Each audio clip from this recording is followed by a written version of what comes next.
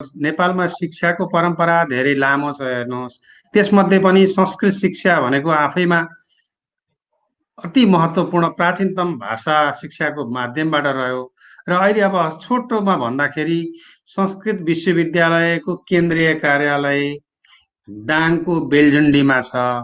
2043 साल मङ्सिर 25 गते यसको विधिवत रूपमा स्थापना भएको हो र यो स्थापना हुँदाखेरि यो स्थापना हुनभन्दा पूर्व यससँग 5 वटा विद्यापीठहरू त्रिभुवन विश्वविद्यालयसँग आबद्ध भएकै विद्यापीठहरू संस्कृत अध्ययन संस्थान अन्तर्गत रहेका विद्यापीठहरूलाई लिएर नेपाल संस्कृत विश्वविद्यालय तत्कालीन अवस्थामा महेन्द्र संस्कृत विश्वविद्यालयको रूपमा स्थापना भएको हो। यसको केन्द्रीय कार्यालय दाङको बेलझुन्डीमा रहेको छ। सर्वप्रथम त नेपालमा संस्कृत विश्वविद्यालयको आवश्यकता हुन्छ भन्ने विषयमा चाहिँ 2024 सालमा दाङको बिजौरीमा अन्तर्राष्ट्रिय विद्वत सम्मेलन संस्कृत विद्वत सम्मेलन भएको थियो।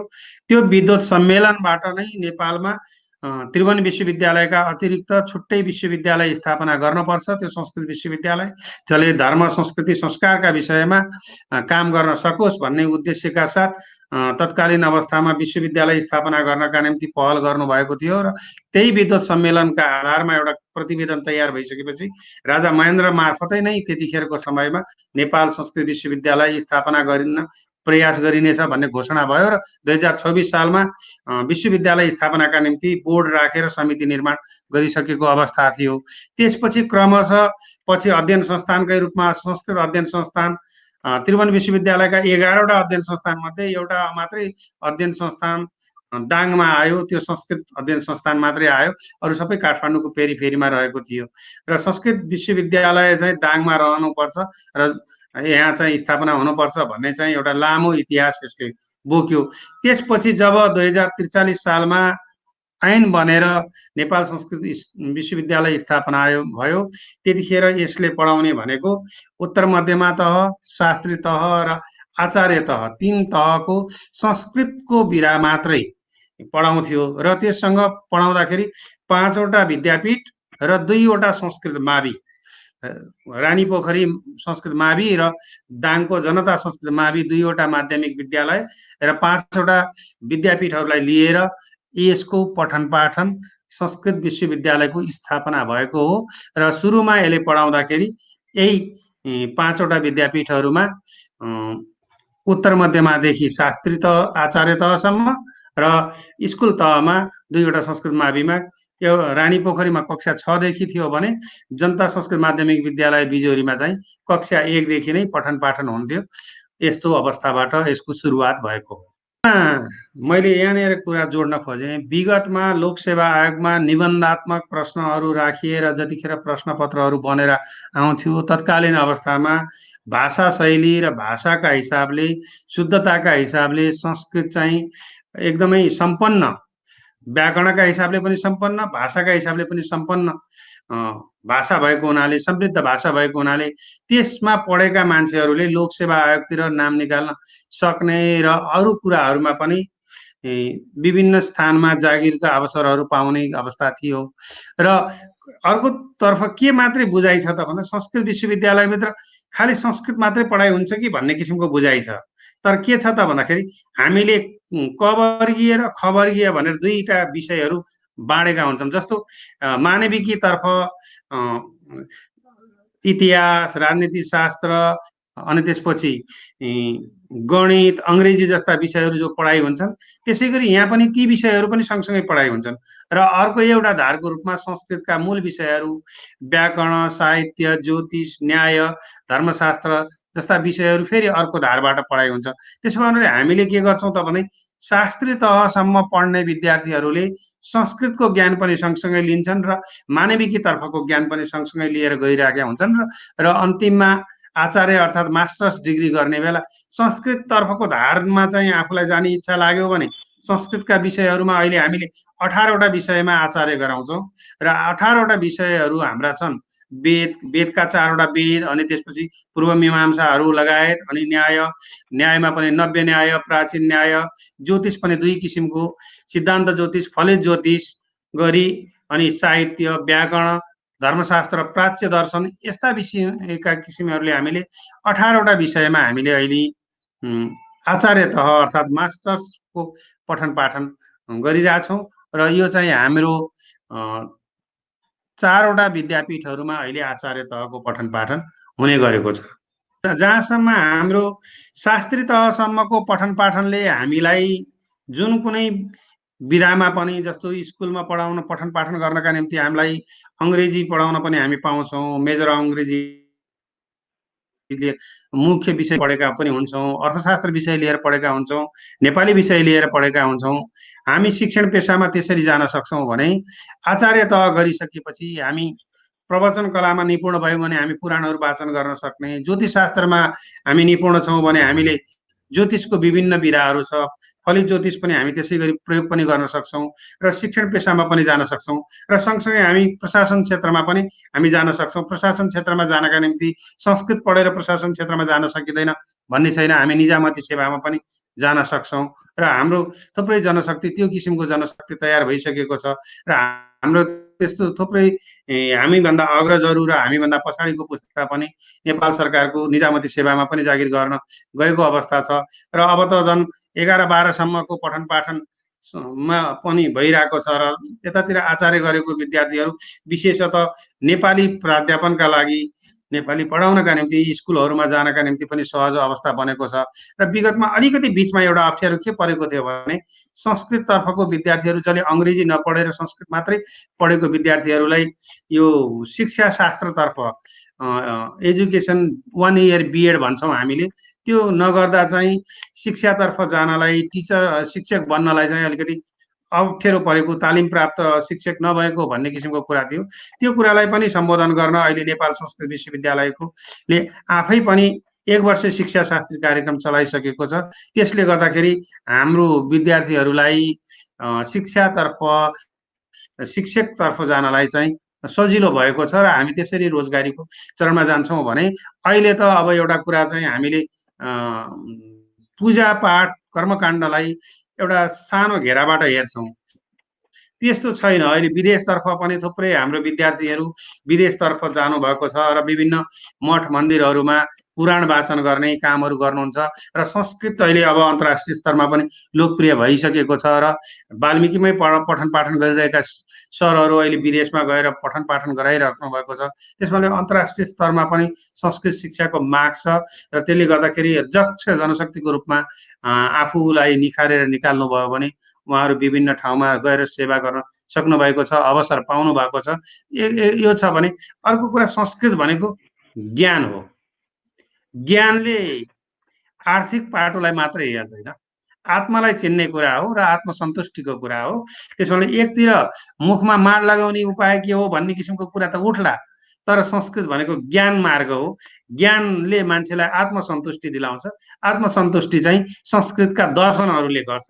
विशेषतः आफूलाई चिन्ने र संसारलाई चिन्ने कुराहरूको बारेमा ज्ञान चाहिँ पूर्वीय दर्शनहरूले दिन्छन्। त्यो दर्शन चाहिँ संस्कृतमा छ। त्यसैले संस्कृतको दर्शन अध्ययन गर्दाखेरि ज्ञानको वृद्धि हुन्छ भन्ने कुरा चाहिँ हामी भन्छौँ। अहिले अब हामीले पहिले चाहिँ देशभरिमा प्रशस्त संस्कृत माध्यमिक विद्यालयहरू थिए। हामीले संस्कृत माध्यमिक विद्यालयबाट आउने विद्यार्थीहरूलाई 10 पास गरिसकेपछि हामीले उत्तर मध्यमा तहमा प्रवेश गराउँथ्यौँ र उहाँहरू उत्तर मध्यमामा आउनुहुन्थ्यो।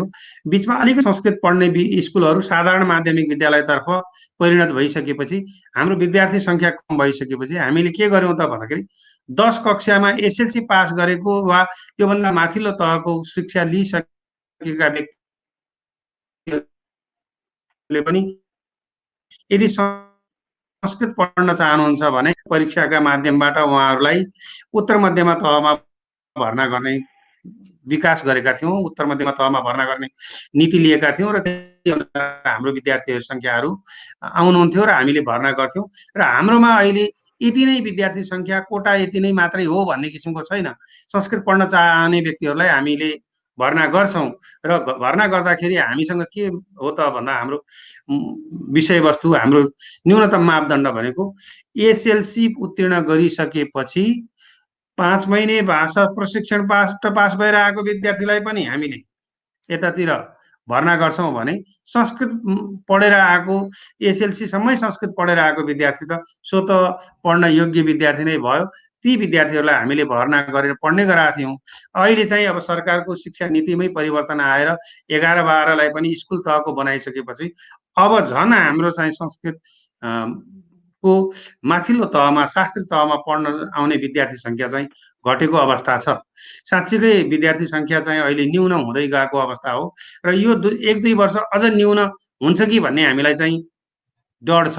किन त भन्दाखेरि अझै 12 को परीक्षा भएर 11-12 मध्ये 12 सम्म संस्कृत पढाइ भएर त्यहाँबाट विद्यार्थी उत्पादन भइसकेको अवस्था छैन।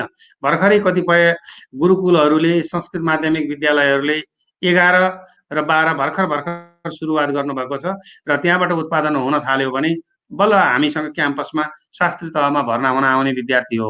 र यही बीचमा हामीले यतातिरबाट सरकारको शिक्षा नीतिमा 11-12लाई स्कुल तहमा लगिसकेपछि हाम्रो उत्तर मध्यमा तह फेज आउट भइसकेपछि हामीले शास्त्री तहमा पढ्नका निम्ति 11-12मा जुन कुनै विषय लिएर पास गरेको भए पनि 1 वर्षे भाषा प्रशिक्षण संस्कृतको भाषा प्रशिक्षण गराएर पनि विद्यार्थी भर्ना गर्यौं र 1 वर्षसम्म कोर्दाखेरि अलिकति गाह्रो हुने देखिसकेपछि हामीले हाम्रो त्यो भाषा प्रशिक्षणको पाठ्यक्रमलाई परिमार्जन गरेर अहिले 6 महिनाको भाषा प्रशिक्षण फेरि पनि संस्कृततर्फको त्यही विगतमा एसएलसी पास गरेर संस्कृतमा आउने तरिकाकै किसिमको पाठ्यक्रम तयार गरेर हामीले अहिले शास्त्री तहमा विद्यार्थीहरूलाई भर्ना गर्ने प्राक शास्त्री भनेर हामीले भन्छौं र शास्त्रीमा पढ्नुभन्दा पहिलो तह पढिने हुनाले त्यसलाई प्राक शास्त्री भनेर हामीले भनेका छौं। त्यो प्राक शास्त्री 6 महिनाको कोर्स गराएर त्यसको परीक्षा हाम्रो विश्वविद्यालयले नै लिन्छ।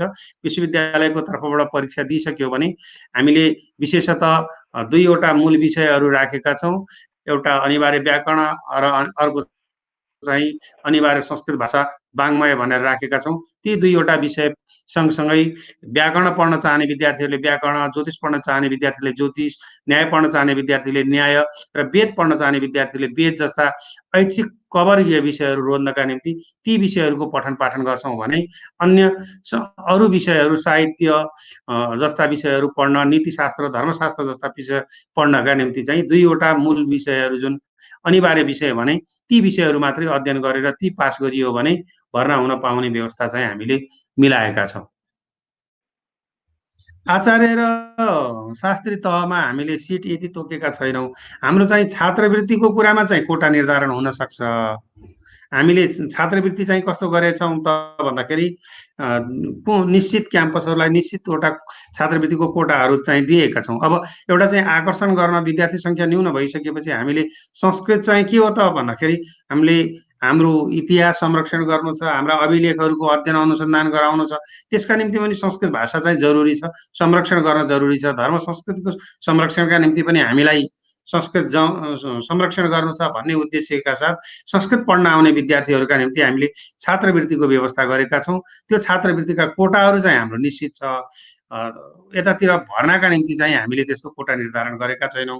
अहिले अघि पनि मैले भने अहिले हामीले शास्त्री तहको पठन पाठन चाहिँ हाम्रा 12 वटा विद्यापीठहरूमा भइराखेको छ भने आचार्यको तह पढाइ हाम्रो चाहिँ 4 वटा विद्यापीठहरूमा अहिले आचार्य तहको पठन पाठन हुन्छ। विद्यार्थी भर्नाका निम्ति शुल्क अत्यन्त न्यून छ। त्यसलाई चाहिँ हामीले शुल्क छ भन्नुभन्दा पनि 1000-1200 रुपियाँ शुल्क हो। मासिक शुल्क लाग्दैन, अध्ययन शुल्क लाग्दैन, भर्ना शुल्क मात्रै लिने गरेका छौं र परीक्षा शुल्क पनि न्यून छ र हामीले दिने छात्रवृत्ति चाहिँ हामीले 10 महिनाको छात्रवृत्ति दिन्छौं। छात्रवृत्ति दिँदाखेरि हाम्रोमा अब विगतदेखि नै हामीलाई के छ भने यो संस्कृत भनेको ब्राह्मणहरूको भाषा हो, यस ब्राह्मणहरूले पढ्ने भाषा हो भन्ने किसिमको कुराहरू जो छ त्यो चाहिँ फरक छ। संस्कृतभित्र सबै जात जातिहरूका निम्ति ढोका खुल्ला गरिएको छ र पठन पाठन त्यही किसिमको हुन्छ। अझ प्रोत्साहन पनि हामीले त्यस्तो उसमा प्रोत्साहन गरेका छौं। जस्तो सामान्यतया हामीले 10 महिनाको छात्रवृत्ति दिने गर्छौं। 10 महिनाको छात्रवृत्ति एकाडेमिक हाम्रो 10 महिनाको हुन्छ।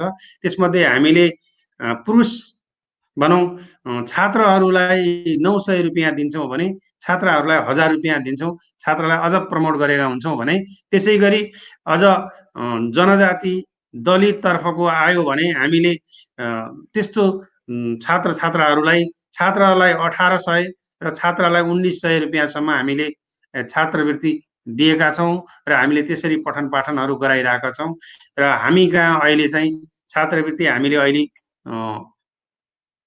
न्यूनतम 900 र अधिकतम 1900 सम्म हाम्रो छात्रवृत्ति छ। यो मासिक रूपमा दिने गरेका छौँ र अझ तीनधारा संस्कृत छात्रावासको कुरा त यहाँलाई थाहा छँदैछ। हामीसँग 106 जना विद्यार्थीहरूलाई हामीले भोजन सुविधा दिएरै तीनधारा छात्रावासमा राख्ने गरेका छौँ। त्यो 106 जना विद्यार्थीहरूमध्ये केही संस्कृत माध्यमिक रानी पोखरीका विद्यार्थी हुनुहुन्छ भने केही विद्यार्थीहरू वाल्मीकि विद्यापीठका हुनुहुन्छ र त्यसै गरी अन्यत्र अरू विद्यापीठहरूबाट पनि दुईवटा कोटाको रूपमा संस्कृत त्यो तीनधारा संस्कृत छात्रावासमा जाने परम्परा छ र त्यो किसिमका कोटाहरू छुट्याइएको छ र जम्मा जम्मी हामी त्यहाँ 106 जना विद्यार्थीलाई राखेर संस्कृतको अध्ययन अध्यापन गराउँछौँ। अहिले विगतमा अलिकति चुनौती अब यो सशस्त्र द्वन्द्वको बेलामा संस्कृत भाषाहरूको बारेमा विश्लेषण गर्ने त्यसको बुझाइ अलिकति नकारात्मक रह्यो। त्यसले गर्दाखेरि के भयो भने थुप्रै संस्कृत माविहरू साधारण माध्यमिक विद्यालयहरूमा परिणत भए। किन उच्चारण गर्ने बेला चाहिँ संस्कृत अलिकति गाह्रो हुन्छ भन्ने किसिमको कुरा रह्यो तत्त समयमा। र हामी चाहिँ के भयो भने पश्चिमा संस्कृतिको हिसाबले हामीलाई चाहिँ अङ्ग्रेजी भाषा जान्नै पर्ने तर संस्कृत जान्दा चाहिँ गाह्रो हुन्छ, संस्कृत नपढे पनि हुन्छ भन्ने किसिमको कुरा र यो भाषा भनेको संस्कृत भाषा भनेको कर्मकाण्ड गर्नका लागि मात्रै आवश्यक हो भन्ने किसिमको बुझाइ रह्यो विगतमा।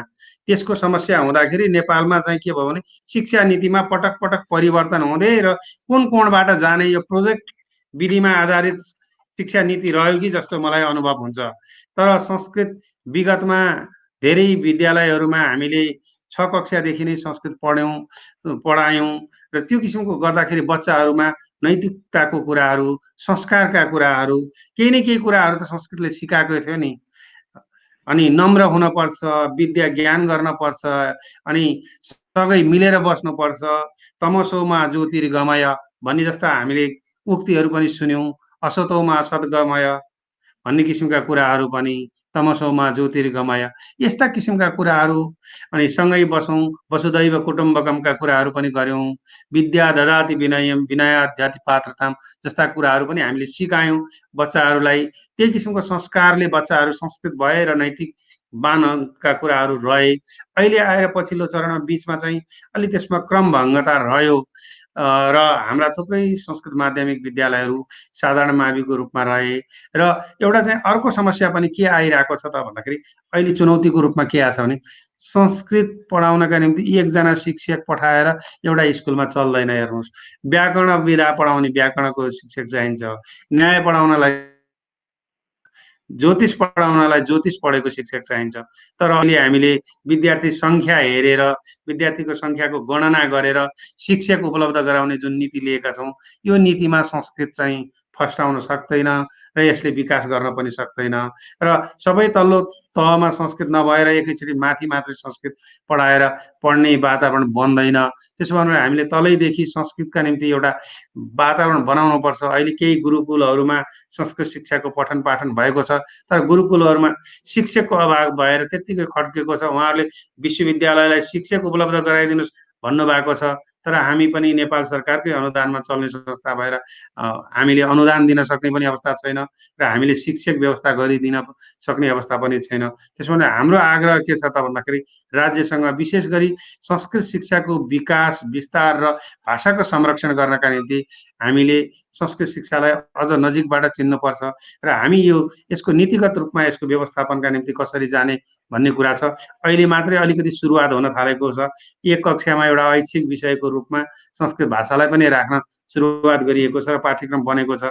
अब क्रमशः यसलाई माथिल्लो चरणमा ल्याउँदै गरियो भने हामीले चाहिँ विद्यार्थी सङ्ख्या पनि पाउने र संस्कृत भाषा र संस्कृतका ज्ञानका थुप्रा हाम्रा राशिहरू छन् जुन हाम्रो इतिहास पुराण धर्मग्रन्थहरू यी सबै कुराहरूलाई हामीले बुझ्ने र त्यसमा भएका जुन संस्कृतमा लेखिएका ग्रन्थहरूलाई छिचोल्न सक्ने जनशक्ति त हामीसँग भोलिलाई चाहिन्छ नै। त्यो जनशक्ति भएन भने ती हाम्रा विगतमा बनेका लेखिएका ग्रन्थहरू वेद पुराणहरू त्यत्तिकै थन्काएर राखेर मात्रै हुँदैन। भोलिका दिनमा पश्चिमा मुलुकमा रहेका व्यक्तिहरूले अहिले आएर तपाईँ हामीले अस्ति पनि देख्यौँ एकजना रसियन चाहिँ हिन्दू धर्ममा आफूलाई समाहित गरेर उहाँले अस्ति धेरै राम्रो कुराहरू चाहिँ संस्कृतका विषयमा बोल्नुभयो।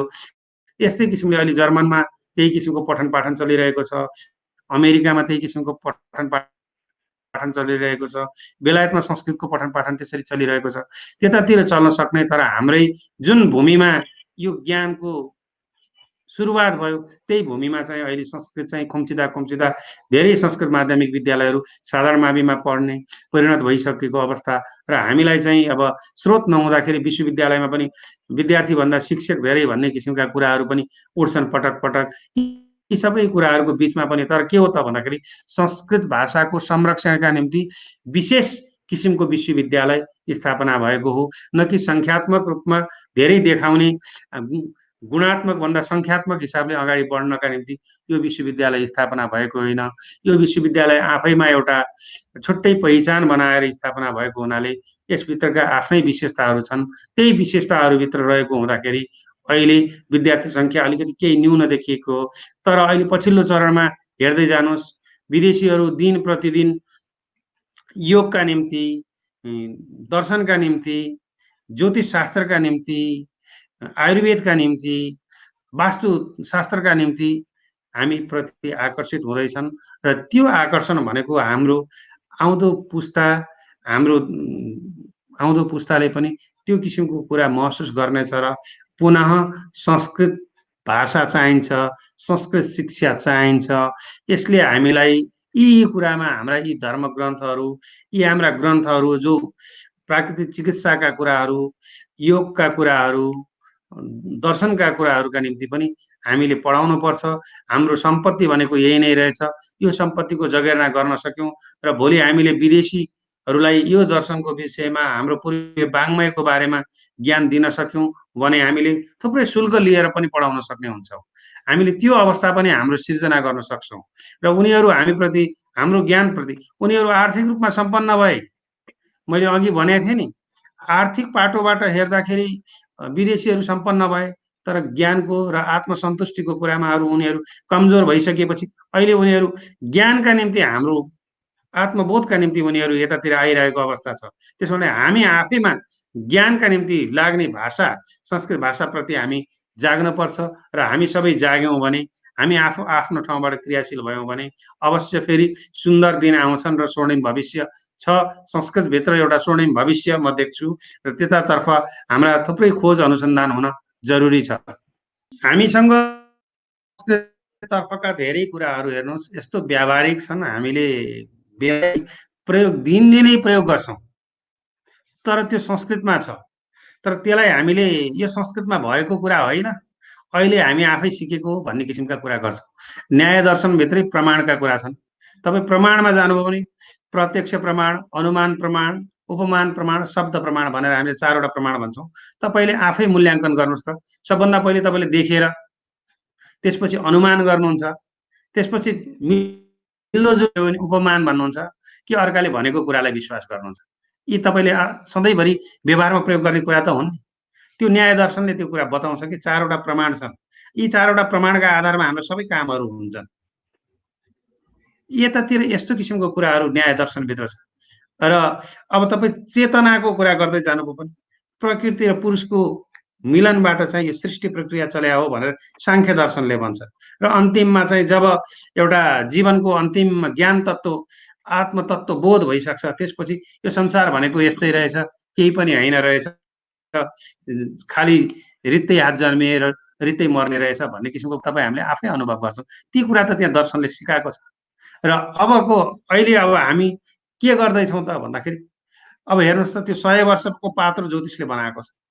ज्योतिष शास्त्रले 100 वर्षसम्मको पात्र बनाएको छ।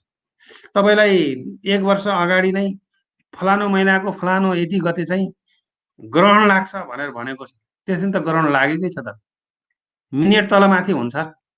त्यस्तो हिसाब गर्न सक्ने ज्ञान पनि त संस्कृतभित्र रहेछ। त्यो कुरा हामीले बुझ्ने कि नबुझ्ने, त्यस्तो ज्ञान सिक्न आतुर हुने कि नहुने, हामी त्यस्ता ज्ञान दिन त आफू पनि त आतुर हुन पर्यो।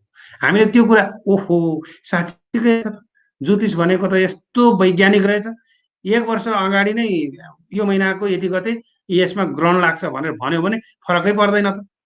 यी कुरा त अब हामीले यी कुराहरू सँगसँगै अब हामीले होइन, केही नयाँ प्राविधिक धारहरू पनि लैजानुपर्छ, प्रायोगिक धारहरू पनि लैजानुपर्छ भनेर जब आम जनमानसबाट यो शिक्षाको क्षेत्रमा काम गर्ने मान्छेहरू सबैतिरबाट उठ्यो र अब चाहिँ मान्छे चाहिँ प्र्याक्टिकल भयो है, प्र्याक्टिकल भयो भन्ने किसिमको कुरा छ नि, त्यस कारण हामीले त्यो काम के गर्न सकिन्छ त भन्ने किसिमको भइसकेपछि संस्कृतको सबैभन्दा प्र्याक्टिकल प्राचीन प्रणाली भनेको आयुर्वेद हो भन्ने कुरा त हामी स्वीकार्यौँ नि।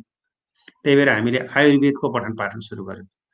पहिले आयुर्वेदको पठन पाठन पनि हामीले परीक्षणको रूपमा गर्यौँ। कसरी गर्यौँ त भन्नुहुन्छ भने पहिले कविराजका निम्ति प्रशिक्षण कार्यक्रम चलायौँ, आयुर्वेद प्रशिक्षणको कार्यक्रम चलायौँ, 18 महिने कोर्स चलायौँ। त्यसपछि हामीलाई त्यो राम्रो लाग्यो र आकर्षण बढिसकेपछि जनता विद्यापीठ बिजौरीमा हामीले 40 जना विद्यार्थीहरूलाई हामीले के गर्यौँ त भने एउटाको 1 वर्षमा 40 जना विद्यार्थी भर्ना हुने गरी हामीले 3 वर्षीय कोर्स गरायौँ र 3 वर्षीय कविराज अर्थात् आयुर्वेदको एएचए डिप्लोमा कोर्स हामीले चलायौँ।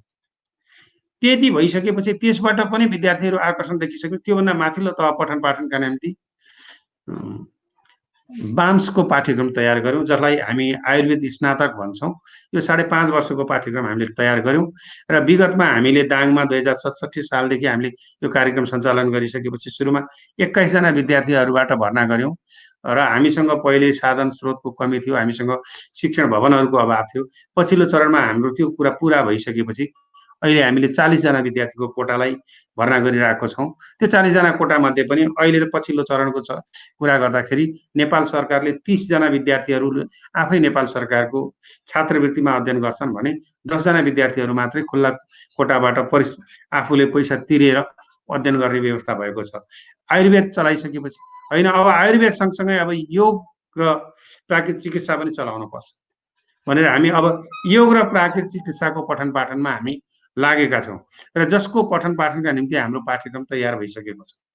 हामी योग तथा प्राकृतिक चिकित्साको पठन पाठन अब सुरुवात गर्छौँ, जो निकट भविष्यमै हाम्रो सुरुवात हुन्छ। त्यसपछि अर्को हामीले वैदिक कृषिको पाठ्यक्रम पनि हाम्रो तयार भइसकेको छ। यो पनि कृषिमा पनि अब वैदिक कृषि, वेदमा कृषिका बारेमा के कुराहरू छन्, कस्ता कस्ता कुराहरू वेदमा लेखिएका छन् त कृषि विषयमा भन्ने विषयमा अध्ययन गरेर एउटा कार्यदल महर्षि युनिभर्सिटी, अमेरिकाको महर्षि युनिभर्सिटी र कृषि विश्वविद्यालयका पूर्व डिनको संयोजकत्वमा एउटा समिति निर्माण गरेर हामीले वैदिक कृषिको पाठ्यक्रम तयार गऱ्यौँ। त्यो पाठ्यक्रम पनि तयार भएर हाम्रो अब सञ्चालनको अवस्थामा आएर बसेको छ। अब हामी केही भौतिक पूर्वाधारहरू बनाइसकेपछि त्यो कार्यक्रम पनि अगाडि बढाउँछौँ। त्यसै गरी अब विधिशास्त्रका कुराहरू अघि मैले गर्न पर्छ। विधि न्यायका कुरा गरेँ, धर्मशास्त्रका कुरा हुन्छन्, मनुस्मृतिका कुराहरू हुन्छन्, गीताका कुराहरू हुन्छन्। सबैमा के छ त भन्दाखेरि विधि प्रणालीका कुराहरू गर्छन्, चाणक्य नीतिका कुराहरू हुन्छन्। यी सबै कुराहरूका निम्ति हामीले विधिशास्त्र पढाउन थाल्यौँ भने त्यो विधिशास्त्रबाट लिइन्छ भन्ने। अब अर्को कुरा आयो के त भन्दाखेरि घर बनाउने बेला कति बजे जग खन्दाखेरि साइत छ भनेर तपाईँ हामी भन्छौँ, कुन दिन घर सर्दाखेरि साइत छ भनेर पनि भनिरहेछौँ।